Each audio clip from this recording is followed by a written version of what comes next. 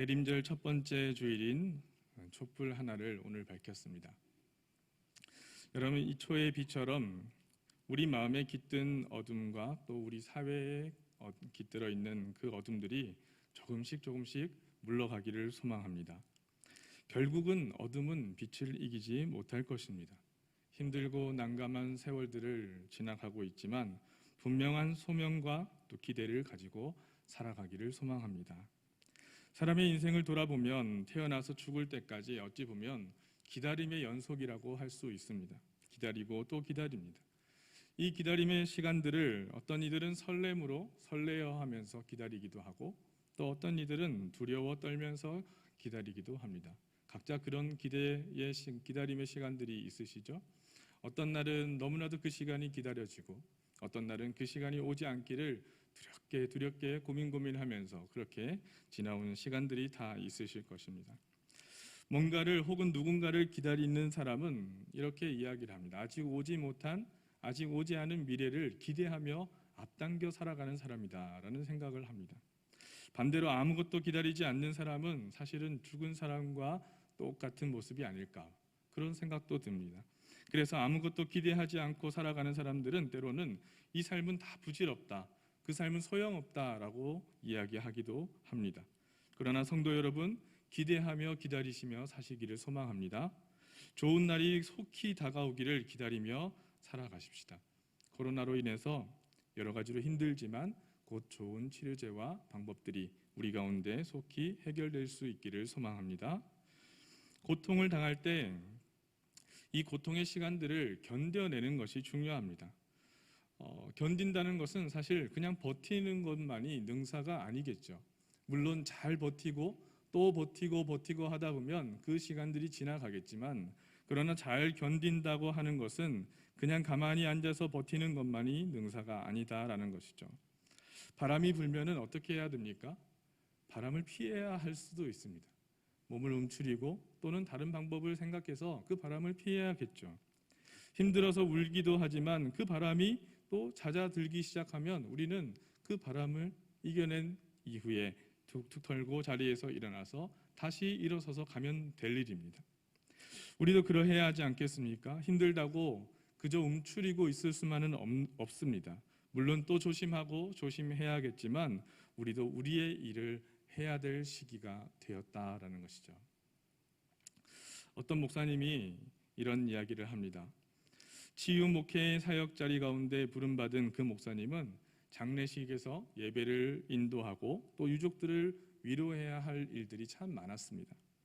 그런데 그 시체 앞에 서게 될 때마다 이 목사님은 이렇게 외쳤습니다. 죽은 것이 아니다, 일어나라. 물론 속으로 외쳤습니다.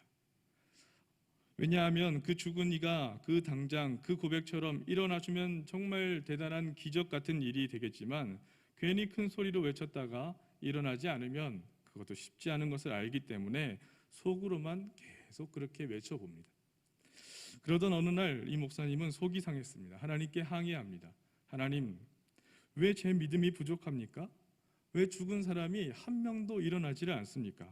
한 사람도 다시 기적과 같은 그런 상황으로 일어서면 좋을 텐데 일어나지 않습니까? 이것이 너무나 주님께도 영광이 될 텐데요 라고 고백하자 그는 자신의 마음속에서 하나님께서 말씀하시는 것을 느꼈다고 합니다. 하나님께서 이렇게 말씀하시는 것이죠. 어이구 김 목사야, 내가 언제 너에게 죽은 자를 일으키라고 하였느냐? 왜 내가 시키지도 않은 일을 하려고 애쓰고 있느냐?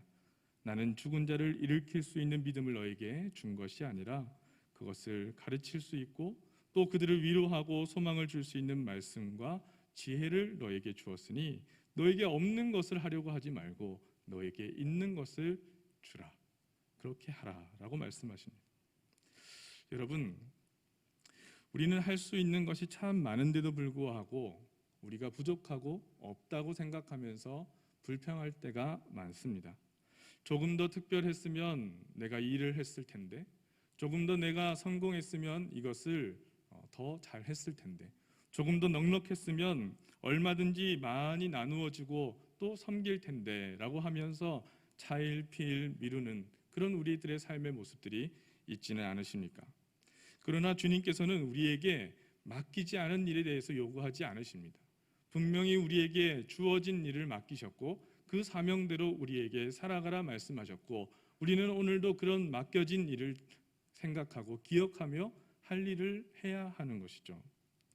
그러니 주님께서 당장 우리에게 하라고 한 그 작은 일을 맡기신 것에 대해서 잘 감당했는지를 아마 나중에 물으실지도 모르겠습니다. 세상에서 남에게 무언가를 줄 수 없는 사람은 사실 아무도 없습니다. 아무리 힘든 형편이라고 할지라도 아무것도 할 수 없지는 않습니다. 우리는 지금 우리가 해야 할 일을 해야겠습니다. 마치 바벨론의 포로로 잡혀갔던 다니엘이 예루살렘으로 향해 난창을 바라보면서 엎드려서 기도를 하듯이 오늘 우리의 예배가 하나님 앞에 더욱더 경건하고 하나님께 정성껏 드려지는 예배가 되기를 소망합니다. 또 그렇게 살아갈 수 있기를 소망합니다. 오늘 본문 시편 57편을 편집한 사람들은 이 노래를 인도자를 따라 알다스헷에 맞추어 부르는 노래라고 소개를 하고 있습니다. 여기에서 알다스헷이라고 하는 그 단어의 뜻을 살펴보면 파괴하지 말 것이라는 뜻이 여기에 있다고 합니다. 그러니까 이 음조가 어떤 것인지 짐작하기는 어렵지만 정말 절박하고 진실하게 성의 있게 최선을 다해서 이것을 불러내라라고 하는 그런 명령이 뜻이 여기에 담겨져 있다라는 것이죠. 그래서 이 시는 5절과 11절에 나오는 동일한 후렴구, 즉 주님의 영광을 기원하는 그런 내용들로 맞춰지는 두 개의 시가 결합되어져 있는 형태로 나타나고 있는데요. 1절에서 4절까지는 도움을 구하는 절박한 기도가 나타나고 또 6절은 원수의 멸망에 대한 확신의 고백이 나타나고 또 7절부터 10절까지는 믿음 안에서 승리한 사람들의 찬양이 나타납니다. 그만큼 이 시는 절박한 청원으로 시작하고 있습니다. 우리 오늘 본문 말씀 1절을 함께 한번 봉독해 보시겠습니까? 하나님이여 내게 은혜를 베푸소서 내게 은혜를 베푸소서 내 영혼이 주께로 피하되 주의 날개 그늘 아래에서 이 재앙들이 지나기까지 피하리이다. 아멘. 은혜를 베푸소서 하는 구절, 이것은 불쌍히 여겨 주옵소서라고 하는 뜻과도 동일하게 표현되고 있습니다. 그러니까 피합니다 하는 것, 은혜를 베푸소서 하는 그런 간절한 청원으로 계속적으로 하나님께 구해지고 있는 내용으로 시작하고 있다는 것이죠. 그만큼 절박하다라고 하는 것입니다. 하나님께 부르짖는 사람은 사실은 그것 외에는 할 수 있는 일이 없기 때문에 하나님께 간청합니다. 다른 가능성이 다 막힌 상태에서 터져나오는 그런 부르짖음이라고 할 수 있습니다. 여기에서 하나님이라고 고백하는 것은 엘로힘의 하나님을 고백하고 있습니다. 그런데 이 엘로힘의 하나님이라고 하는 그 단어의 뜻 안에는 대개는 인간의 현실을 뛰어넘는, 무한히 뛰어넘는 초월적인 하나님에 대한 고백을 드릴 때 엘로힘의 하나님을 고백하고 있는 것이죠.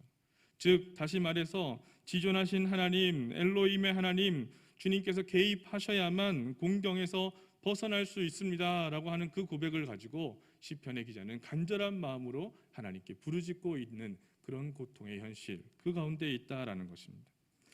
마치 이것은 이스라엘 민족에게는 출애굽의 전날 밤을 또 떠올리게 하는 그런 대목이라고 할 수 있는 것이죠. 죽음과 재앙의 공포가 가득한 애굽의 전역을 휩쓸어 갈 때 오히려 이스라엘 백성들은 하나님 주님 내게 은혜를 베푸소서 하는 그 간절한 고백을 드릴 때에 하나님의 보호하심으로 안전하게 지켜주시는 그 은혜를 경험하게 됩니다. 그 은혜가 우리에게 있는 줄 믿습니다. 시인은 사실 그 사실을, 그 광경을 머리에 그리면서 주의 날개 그늘 아래로 피하고 있다라는 것이죠. 과연 여러분, 시인은 어떤 상황에 처해 있는 걸까요? 4절 말씀을 보면 내 영혼이 사자들 가운데서 살며 내가 불사르는 자들 중에 누웠으니 곧 사람의 아들들 중에라. 그들의 이는 창과 화살이요 그들의 혀는 날카로운 칼 같도다 라고 고백합니다. 이 고백을 보면 무슨 일인지는 모르겠지만 참 너무나도 많이 공격을 당하고 비방하고 헐뜯는 일들로 인해서 큰 상처를 입은 시편 기자의 고백이라고 할 수 있습니다. 무슨 일인지는 알 수 없지만 마치 패거리가 사냥감을 공격하듯이, 그런 사자들이 무리를 지어서 사냥감을 물어뜯듯이 그런 공견 가운데 처해 있다라고 하는 것이죠. 사실 어떤 일을 당할 때 우리가 이쯤 되면은 공격하는 이유가 특별한 것이 없습니다. 그저 그냥 공격하는 것이죠.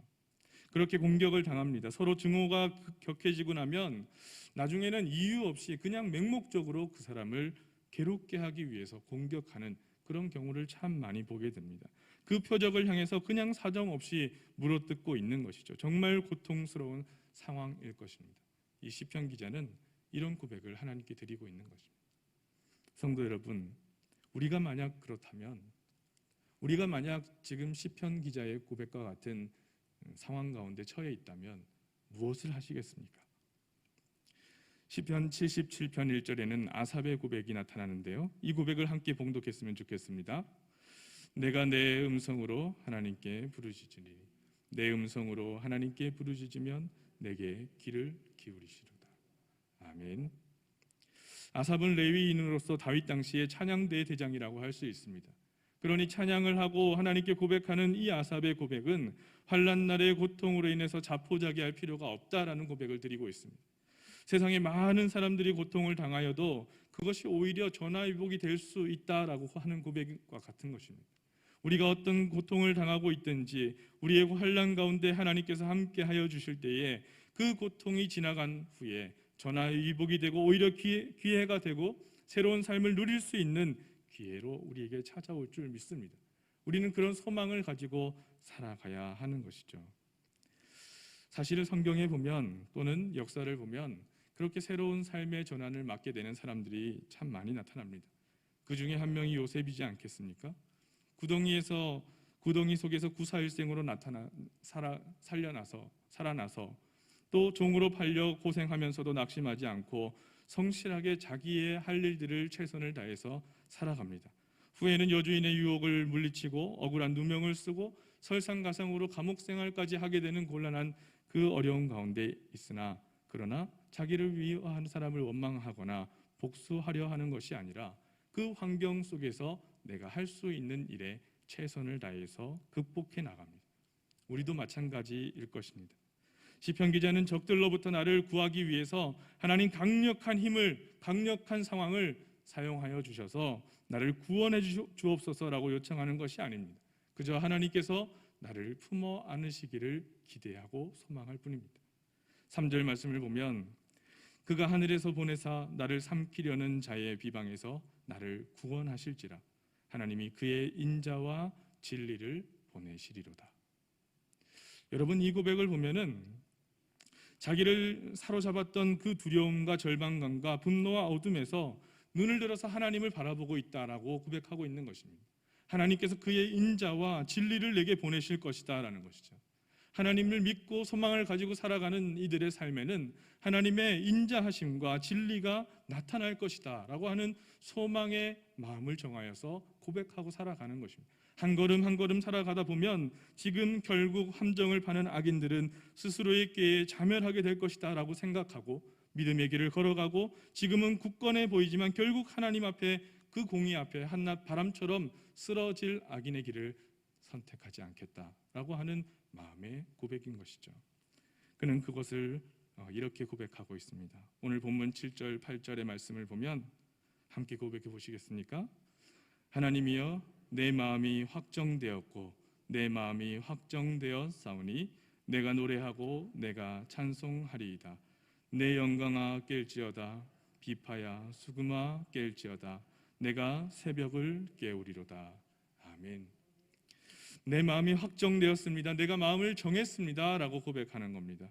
확실히 정했다는 이 믿음의 고백이 오늘 대림절 첫 주일을 맞아서 하나님께 예배하는, 또 주님의 살과 피를 경험하는 이 예배의 가운데 나와 계시는 성도님 모두에게 함께 하시기를 소망합니다. 마치 다니엘과 세 친구가 고난 중에서도 변함없는 믿음의 길을 선택했듯이, 이는 내가 사는 것이 그리스도니 죽은 것도 유익함이라 고백했던 바울 사도의 그 고백처럼 우리의 고백도 그 마음을 확정하고 세워나가는 데에 고백에 또 우리의 마음을 정해야겠습니다.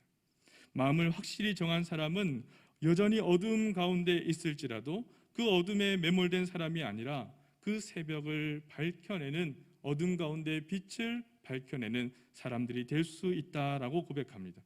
어슴풀에 찾아오는 그 새벽은 아직까지는 어둠일지 모르나 곧 밝아올 그 시간들을 기대하는 그 중간에 있는 시간이지 않습니까?